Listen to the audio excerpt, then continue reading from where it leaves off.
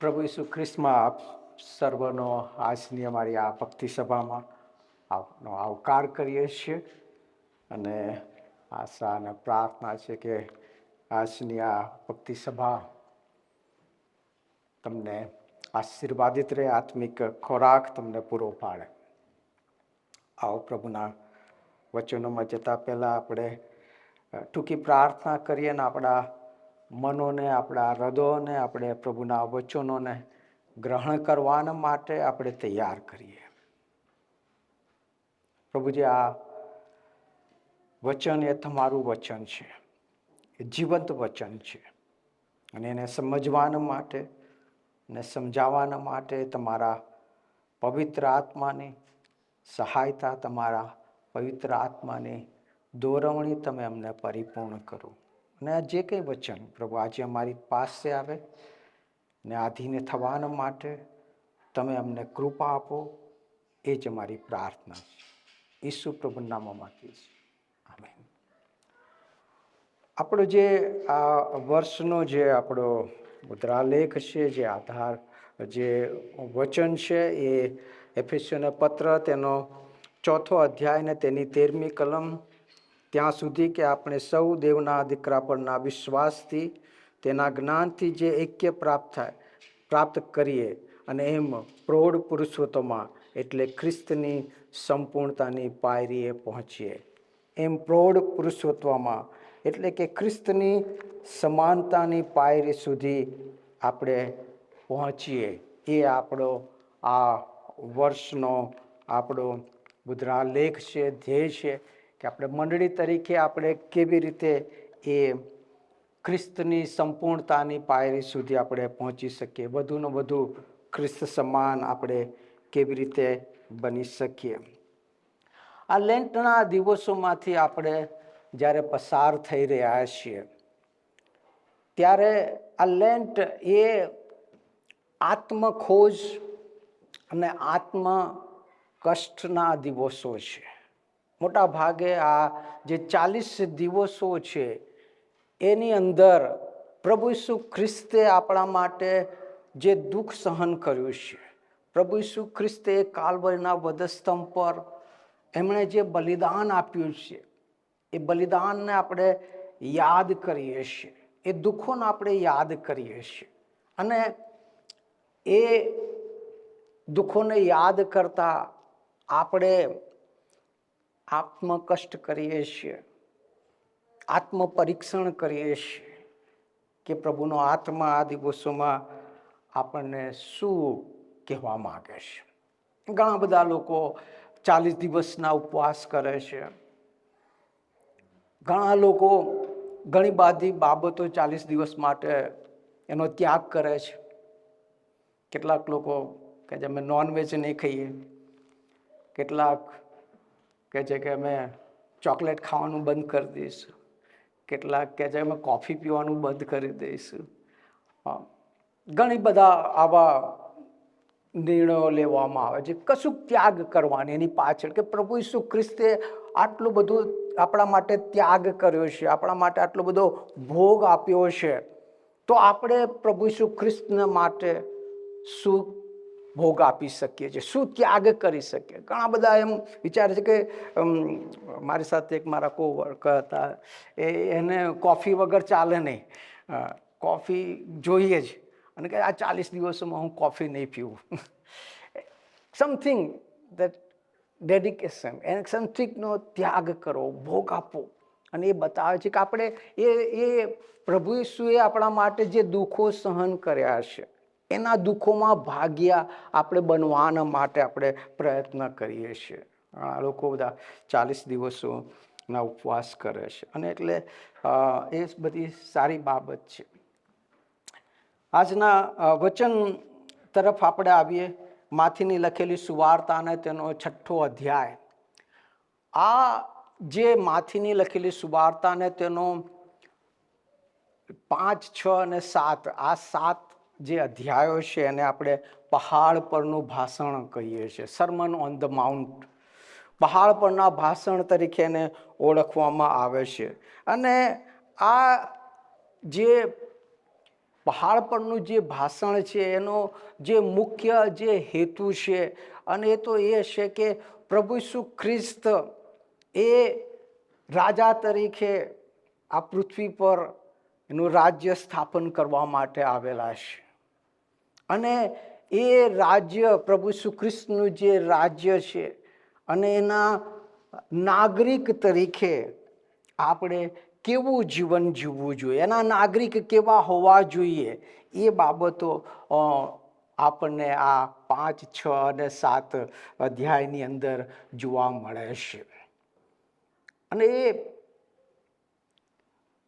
બહુ મહાન બાબત છે કે પ્રભુ ઈસુ ખ્રિસ્ત એ સ્વર્ગમાંથી આ પૃથ્વી ઉપર એ સ્વર્ગનું રાજ્ય પૃથ્વી પર લઈને આવ્યા.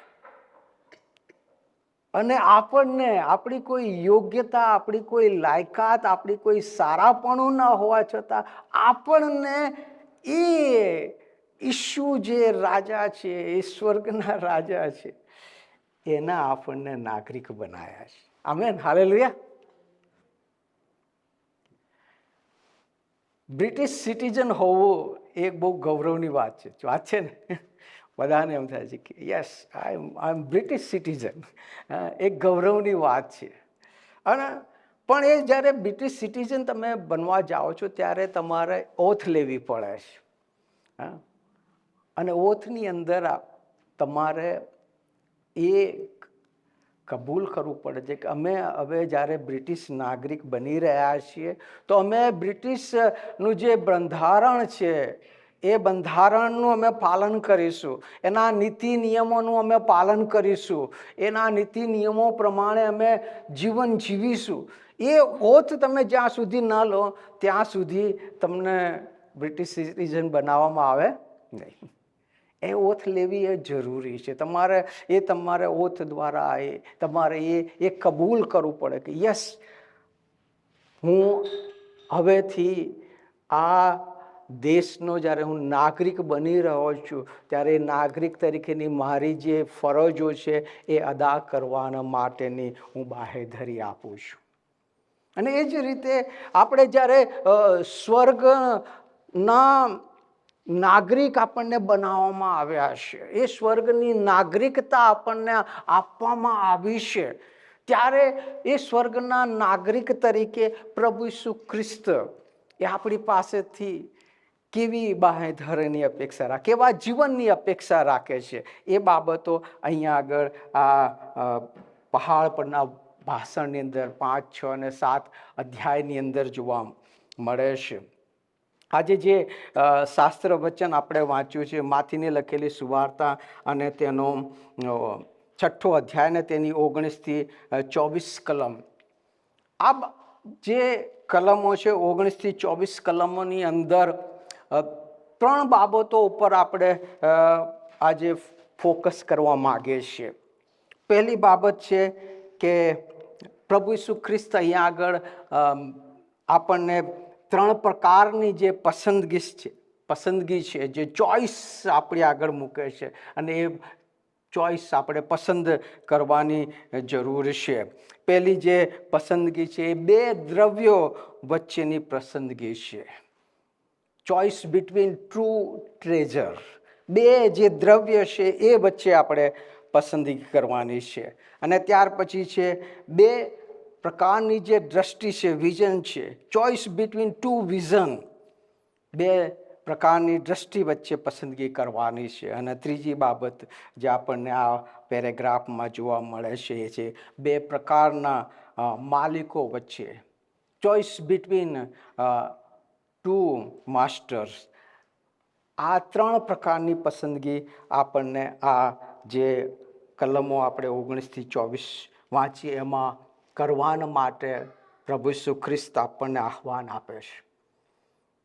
અને આપણે આ 3 પસંદગી વિશે આજે નહીં જોઈ શકીએ કારણ કે બધું બહુ લાંબુ થઈ જાય, એટલે આપણે કન્ટિન્યુઅસ રાખીશું. નેક્સ્ટ સન્ડે આ જ વિષય ઉપર આપણે આગળ વધીશું.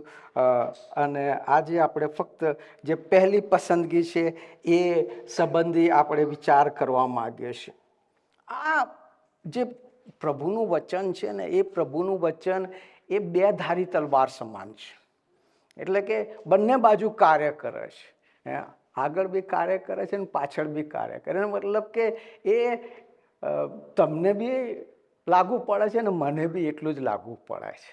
અને એટલે આ જ્યારે હું વચન તમારી સમક્ષ હું લાવી રહ્યો છું ત્યારે હું એમાંથી બાકાત નથી, એટલું મને પણ એટલું જ લાગુ પડે છે, હું પણ એમાં સામેલ છું.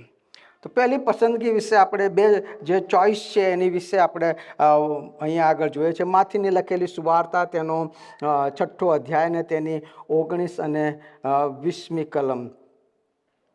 પૃથ્વી પર પોતાને સારું દ્રવ્ય એકઠું ન કરો, જ્યાં કીડા તથા કાટ નાશ કરે છે અને જ્યાં ચાકરો ખાતર પાડીને ચોરી જાય છે. પણ તમે પોતાને સારું આકાશમાં દ્રવ્ય એકઠું કરો, જ્યાં કીડા અથવા કાટ નાશ નથી કરતા અને જ્યાં ચોરો ખાતર પાડીને ચોરી જતા નથી.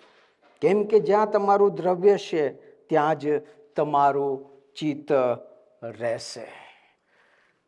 બે પ્રકારના દ્રવ્ય વિશે અહીંયા આગળ વાત કરવામાં આવી છે. પહેલા પ્રકારનું જે દ્રવ્ય છે તો આ પૃથ્વી પરનું દ્રવ્ય છે, અને જે બીજું જે દ્રવ્ય છે એ આકાશનું દ્રવ્ય છે. અને પ્રભુનું વચન કહે છે કે આ પૃથ્વી પર તમારે સારું તમે દ્રવ્ય એકઠું ન કરો.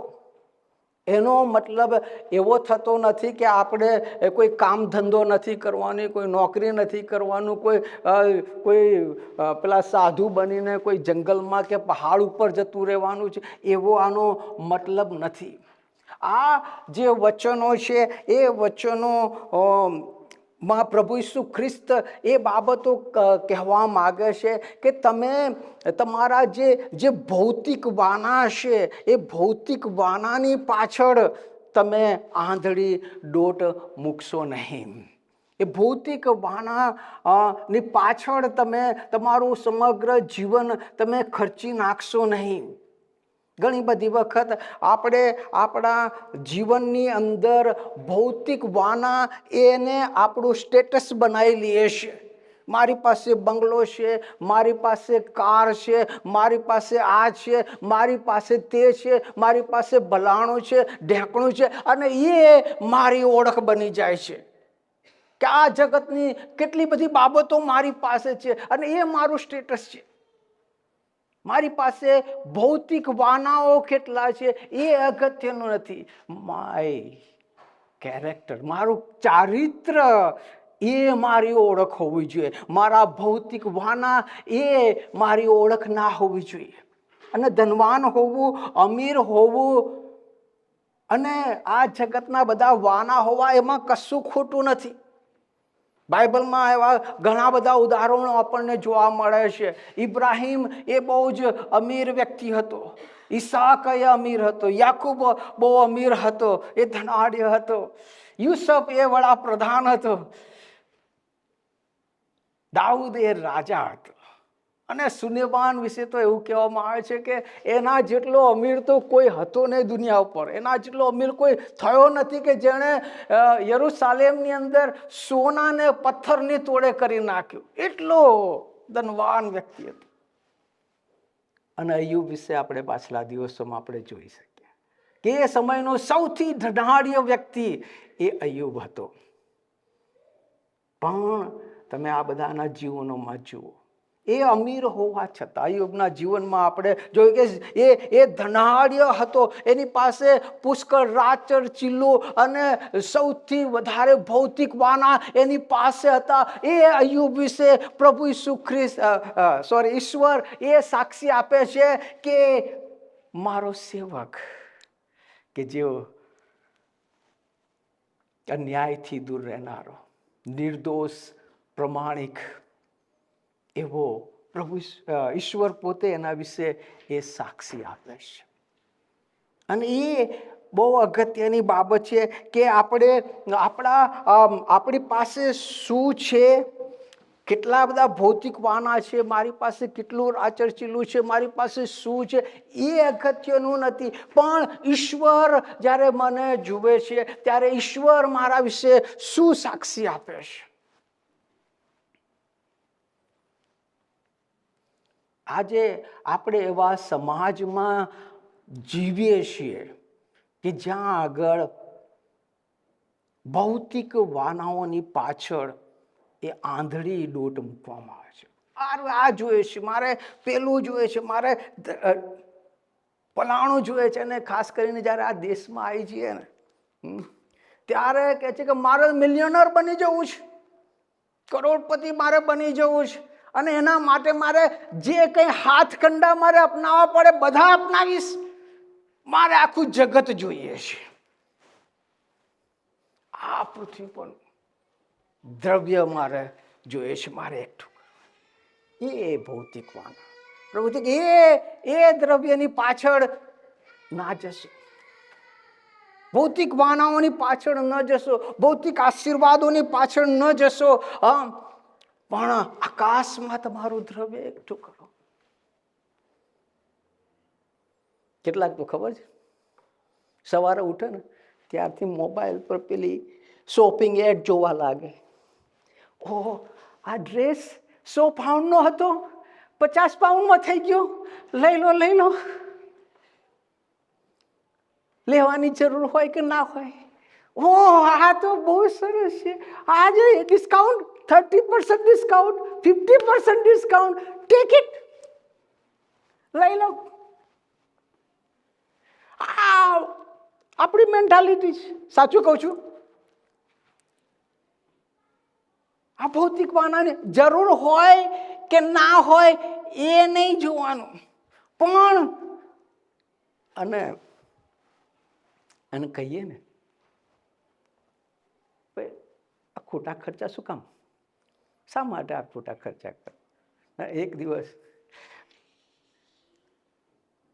અહીંયા ફેમિલી પેલા સ્ટીલ કે ઇન્ડિયામાં અમે સ્ટીલના વાસણોમાં ખાતા હતા, એનો ટેસ્ટ કંઈક અલગ આવે છે. તો ઉપડ્યા ને તે બધી સ્ટીલની વાટકીઓ ને થાળીઓ ને બધું ઉફાડી લે. મેં કોઈ આ કામનું નહીં, અહીંયા આગળ નહીં કામમાં આવે. એ તમને ખબર ના પડે કે માંડી એક કે બે, કે અહીંયા આગળ ત્યાં આગળ ઇન્ડિયામાં આપણે ગેસ ઉપર બધું ખાવાનું ગરમ કરતા, અહીંયા માઇક્રોવેવ કરવાનું. આ સ્ટીલના વાસણો માઇક્રોવેવમાં ના ચાલે. ચાલે? કહીએ કે આ નહીં કામનું, ના ખબર ના પડે તમને, એમને જ ખબર પડે બધી. લઈ આયા, માંડ 2 વખત વાપર્યા હશે, પછી ભંગારમાં નાખી દીધા.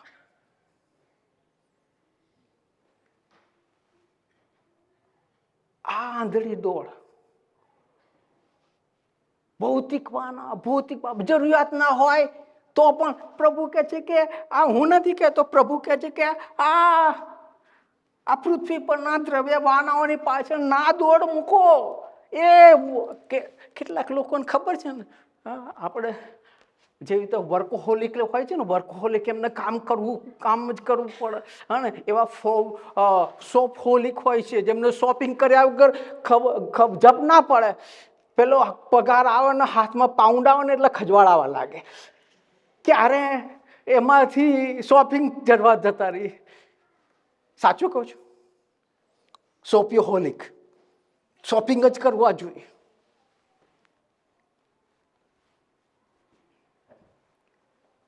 પ્રભુ કહે છે આ દ્રવ્યની પાછળ, આવા વાહનોની પાછળ તમે તમારું દ્રવ્ય ના વેઠો, એને એકઠું ના કરો, એની પાછળ ના જાઓ. આકાશમાં તમારું દ્રવ્ય તમે એકઠું કરો. યાકૂબનો પત્ર ને તેનો 4થો અધ્યાય ને તેની 3જી અને 4થી કલમ ત્યાં એ પ્રમાણે લખવામાં આવ્યું છે. માગો છો, તમે માગો છો પણ તમને મળતું નથી, કેમ કે તમારા મોજશોખ પર ખર્ચી નાખવાને ખોટા ઈરાદાથી માગો છો. ઓ વ્યભિચારણીઓ, શું તમને માલુમ નથી કે જગતની મૈત્રી દેવ પ્રત્યે વેર છે? જે કોઈ જગતનો મિત્ર થવાની ઈચ્છા રાખે છે તે દેવનો શું છે? વેરી છે. દેવનો વેરી છે. આ જગતિક બાબતો એ આપણને જ્યારે એની પાછળ છીએ છે, એ કહે છે કે દેવ પ્રત્યે શું છે? વેર છે. કહીએ ને કે આ ખોટા ખર્ચા ના કરશો, આ ખોટી બાબત. શું કે હું મહેનત કરું છું, હું કમાઉં છું, મહેનત કરીને અમે મહેનત કરીને અમે કમાયા છે, અમને હક છે વાપરવાનો. તમે કોણ અમને કહેનાર? સાચી વાત. પણ એ ભૂલી જઈએ છે કે મહેનત કરવાના માટે, એ કાર્ય કરવાના માટે શક્તિ આપનાર એ કોણ છે? ઈશ્વર છે. એ ઈશ્વરે તમને સાજાપણું ના આપ્યું હોય, એ ઈશ્વરે તમને યોગ્ય ના બનાયા હોય, એ કાબિલ ન બનાયા હોય, એ તમને નોકરી ના આપી હોય, તો શું તમે કમાઈ શકવાના હતા? અને એટલે એ ઈશ્વરના ઉપકારોને આપણે ભૂલી ના જઈએ કે આ મને કાર્ય કરવાના માટે જે શક્તિ આપનાર એ કોણ છે? એ ઈશ્વર છે. અને જે ઈશ્વરે મને આશીર્વાદો આપ્યા છે, જે ઈશ્વરે મને નોકરી કરવાના માટે સારી નોકરી આપી છે, જે ઈશ્વર મને સારા વાનાઓથી મને આશીર્વાદિત કર્યા છે, એ ઈશ્વરને તમે પ્રથમ સ્થાન આપો.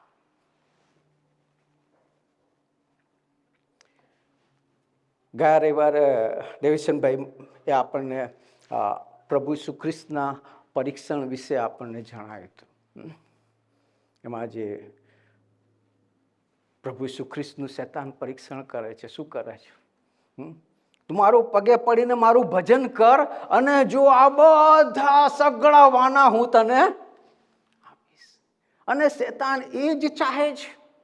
શેતાન શું ચાહે છે? એ જ ચાહે છે. શેતાન ચાહે છે કે આપણે ઈશ્વરનું ભજન કરીએ, ઈશ્વરની પાછળ ચાલીએ, એને પસંદ પડે એવું જીવન જીવે. એ ઈચ્છતો નથી. અને એમણે કે ઘણી બધી વખત કહે છે કે આશીર્વાદો શેતાન પણ આપણને આપે છે.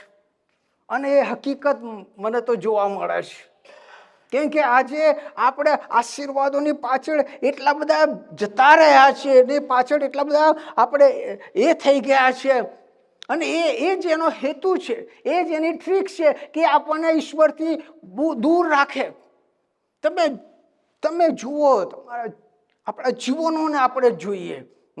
લોકો ઊંધા ને આળા પડીને એટલું બધું કામ કરે છે કે ગમે તેમ કરીને મારે આખું જગત મેળવી લેવું છે, અને એના માટે દિવસ રાત મહેનત કરે છે, અને ઊંધા ને આળા પડીને કામ કરે છે. અને પછી ઈશ્વરના માટે નો ટાઈમ, બાઇબલ વાંચવા માટે સમય નથી, પ્રાર્થના કરવા માટે સમય નથી, ચર્ચમાં આવવાના માટે સમય નથી. કેમ કે શેતાન એ જ ઈચ્છે છે તું મારું ભજન કર, તું તારા ભૌતિક વાનાની પાછળ દોડ મૂક, ઊંધો ને આડો પડીને મહેનત કર, અને આખું જગત મેળવવાના માટે પ્રયત્ન કર.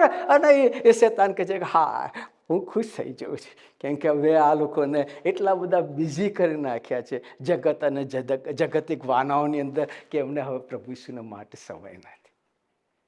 સાચી વાત કહું છું?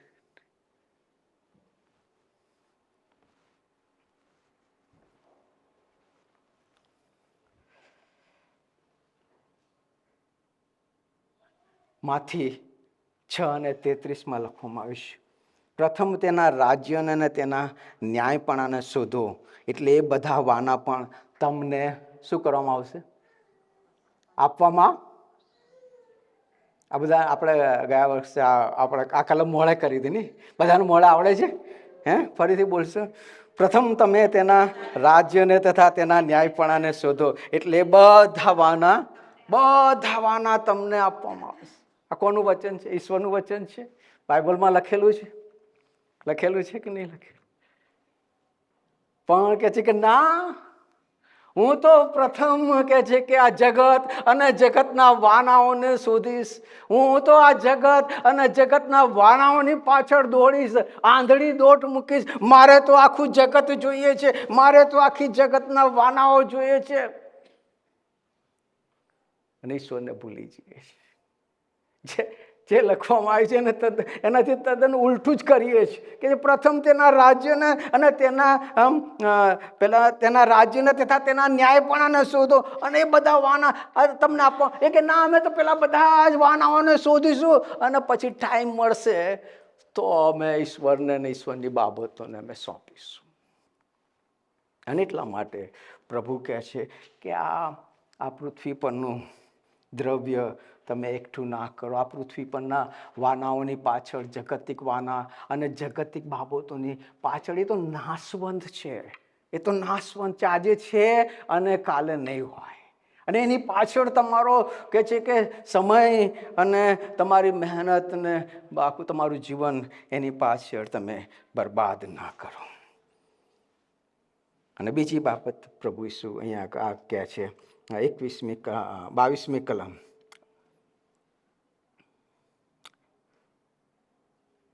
સોરી, પૃથ્વી પર પોતાને સારું દ્રવ્ય એકઠું ન કરો કે જ્યાં કીડા તથા નાશ કરે છે, જ્યાં ચોરો ખાતર પાડીને ચોરી જાય છે, પણ તમે પોતાને સારું આકાશમાં દ્રવ્ય એકઠું કરો, જ્યાં કીડા અથવા કાટ નાશ કરતા નથી, જ્યાં ચોરો ખાતર પાડીને ચોરી જતા નથી. પ્રભુ ઈસુ ખ્રિસ્ત બે પસંદગી આપે છે. આ પૃથ્વી પરનું દ્રવ્ય છે, પૃથ્વી પરના વાના છે, આ જગતિક વાના, જગતિક બાબતો છે, એની પાછળ તમારે જવું છે કે પછી તમારે તમારું દ્રવ્ય એ આકાશમાં એકઠું કરવું છે, આકાશમાં તમારે એનું ઇન્વેસ્ટ કરવું છે. આકાશમાં ઈશ્વરનું દ્રવ્ય એકઠું કરવાનો મતલબ શું છે? કેવી રીતે આપણે આકાશમાં ઈશ્વરનું દ્રવ્ય એકઠું કરી શકીએ? કેવી રીતે આપણા વાનાઓને આપણે એ અનંતકાળિક બાબતોમાં આપણે ઇન્વેસ્ટ કરી શકીએ? બે બાબતના ઇન્વેસ્ટ છે, પૃથ્વી પરનું ઇન્વેસ્ટમેન્ટ અને આકાશમાંનું ઇન્વેસ્ટમેન્ટ. વાલાઓ, ઈશ્વરે આપણને જે આશીર્વાદો આપ્યા છે, ઈશ્વરે આપણને જે ભૌતિક આશીર્વાદો આપ્યા છે, એ ભૌતિક આશીર્વાદોનો ઉપયોગ આપણે ઈશ્વરના માટે, ઈશ્વરના કાર્યને માટે, ઈશ્વરના રાજ્યની વૃદ્ધિને માટે જ્યારે આપણે કરીએ છીએ, ત્યારે એ આપણે ઇન્વેસ્ટમેન્ટ આપણે એ અનંતકાળિક જીવનમાં આપણે કરીએ છીએ. એ આકાશના દ્રવ્યમાં એનું ઇન્વેસ્ટમેન્ટ કરીએ છીએ. એ નાશમાં જતા આત્માઓને બચાવવાના માટે જ્યારે આપણે એ નાણાંને ખર્ચીએ છીએ, આપણે એ મિશન સંસ્થાઓને આપણે આપીએ છીએ, જેઓ મિશનરી છે એવોને આપીએ છીએ, જેઓ અનાથ છે, જેઓ જરૂરિયાતમાં છે, જેઓને જરૂરિયાત છે, એવા લોકોની પાછળ જ્યારે આપણે આપણા નાણાં આપણે આપીએ છીએ, that call the investment in heaven. એને અનંતકાળિક દ્રવ્યની અંદર આપણે ઇન્વેસ્ટ કરીએ છીએ. કેટલા આપણે એ અનંતકાળિક વાનાઓમાં, અનંતકાળિક બાબતોની અંદર આપણે ઇન્વેસ્ટ કરીએ. કેટલા મિશનરીઓને આપણે સહાય કરીએ, જેઓ દુઃખ, તકલીફ, સતાવણી બેઠીને એ નાશમાં જતા આત્માઓના માટે કાર્ય કરે. એ મિશન સંસ્થાઓ કે જેઓ મિશનરીઓને મોકલે છે ને નાશમાં જતા આત્માઓને બચાવવા માટે કાર્ય કરે છે, પોતાનો ભોગ આપે છે, પોતાનો ત્યાગ આપે છે. કેટલો આપણે એમાં આપણે ઇન્વેસ્ટ કરીએ છીએ. કેટલા ગરીબ, નિરાધાર, વિધવા કે અનાથ બાળકોને આપણે મદદ કરીએ છીએ. અનંતકાળિક જીવનમાં આ ઇન્વેસ્ટમેન્ટ કરો. આપણી પાસે હોય છે, નથી હોતું એવું નથી, હોય છે પણ છૂટતું નથી, પકડી રાખીએ, ભેગું કરવું છે.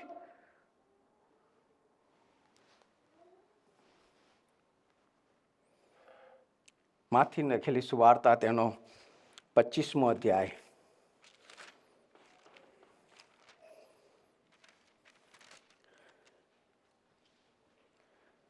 માંથી 25 તેની 34 થી 40 કલમ.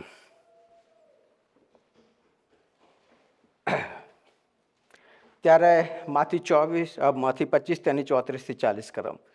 ત્યારે રાજા પોતાની જમણી તરફના ઓને કહેશે, મારા બાપના આશીર્વાદિતો, આવો, જે રાજ્ય જગતનો પાયો નાખ્યા અગાઉ તમારે સારું તૈયાર કરેલો છે તેનો વારસો લો. કેમ કે હું ભૂખ્યો હતો ત્યારે તમે મને ખવડાવ્યું, હું તરસ્યો હતો ત્યારે તમે મને પાણી પાયું, હું પારકો હતો ત્યારે તમે મને પરોણો રાખ્યો, હું નાગો હતો ત્યારે તમે મને વસ્ત્ર પહેરાવ્યા, હું માદો હતો ત્યારે તમે મને જોવા આવ્યા, હું કેદમાં હતો ત્યારે તમે મારી ખબર લીધી? ત્યારે નાઈઓ તેને ઉત્તર દેશે કે પ્રભુ, ક્યારે અમે તને ભૂખ્યો દેખીને ખવડાવ્યું, અથવા તરસો દેખીને પાણી પાયું? અને ક્યારે અમે તને પારખો દેખીને પરણો રાખ્યો, અથવા નાગો દેખીને વસ્ત્ર પહેરાવ્યા? અને ક્યારે અમે તને માદો અથવા કેદમાં જોઈને તારી ખબર લીધી? ત્યારે રાજાએ તેઓને ઉત્તર આપ્યો, હું તમને ખચિત કહું છું, આ મારા ભાઈઓમાંના એક નાનાઓમાંથી એકને તમે તે કર્યું, એટલે તે મને કર્યું. આ મારા ભાઈઓમાંના નાનાઓને માંથી એકને તમે કર્યું, તે મારા માટે કર્યું. આ છે અનંતકાળિક જીવનમાં ઇન્વેસ્ટમેન્ટ. ત્યારે લોકોના માટે આપણે કરીએ છીએ, બીજાઓના માટે કરીએ છીએ. સેલ્ફિશ ના બનીએ.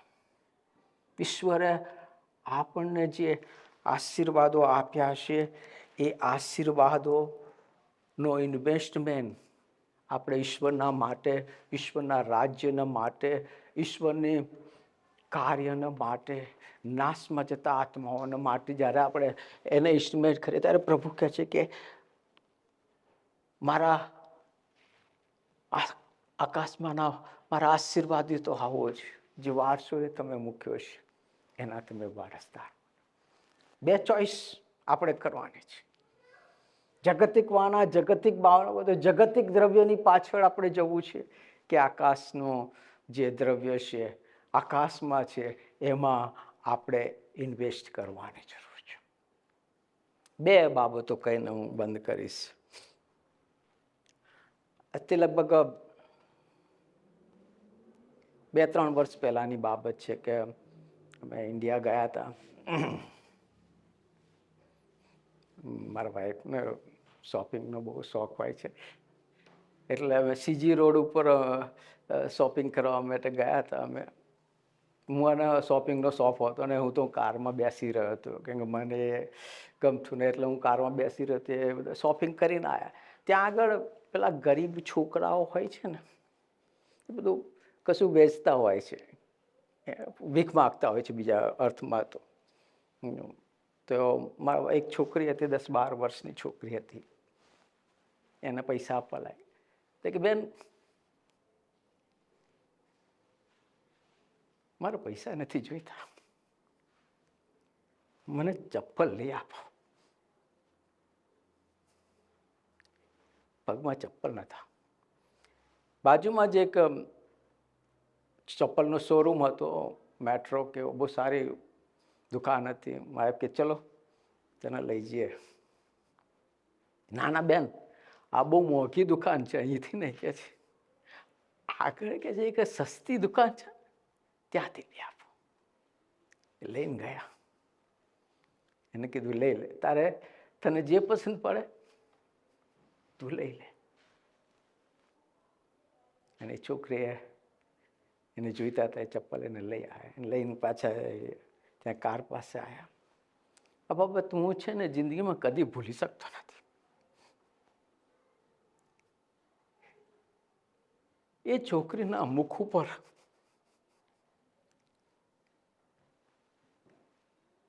જે આનંદ હતો ને, છોકરીને જોઈને એને જે આનંદ એને જે પ્રાપ્ત થયો, જેને એને ખુશી જે પ્રાપ્ત થઈ, એ છોકરીના મુખ ઉપર મેં જોયું. અને એનાથી મને જે આનંદ પ્રાપ્ત થયો, મને એવું લાગ્યું આખું જગત મને મેળવ્યું. આખું હું સોનાથી બધું મળી નાખું ને તો પણ આ આનંદ મને મળવાનું નથી. એ આનંદ જ્યારે આપણે બીજાઓના સુખમાં આપણા સુખને જોઈએ છીએ. અને આ જ ઇન્વેસ્ટિંગ, અનંતકાળિક જીવનમાં ઇન્વેસ્ટ કરો. કોકના માટે આપણે સહાયક, મદદરૂપ બને છીએ.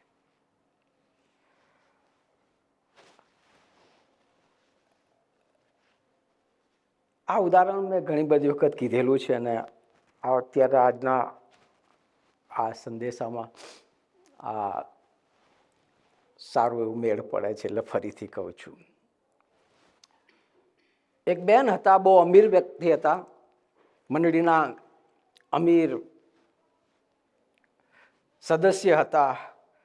અને બધાએ એક દિવસ તો મરવાનું છે, બધાએ તો જવાનું છે. એ બી બેન બી મરણ પામ્યા અને એમને સ્વર્ગ રાજ્યમાં લઈ જવામાં આવ્યા.